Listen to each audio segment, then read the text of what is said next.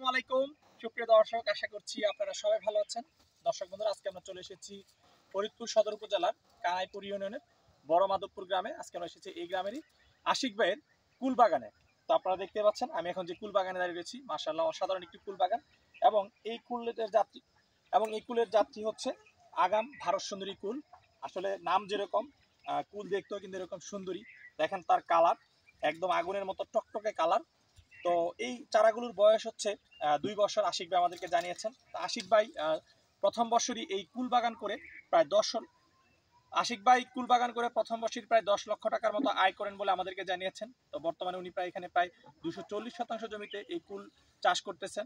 তো এই বছর আসলে এই বাগান করতে ওনার কিরকম টাকা খরচ হয়েছে এবং এখান থেকে এই বছর উনি কিরকম টাকা লাভের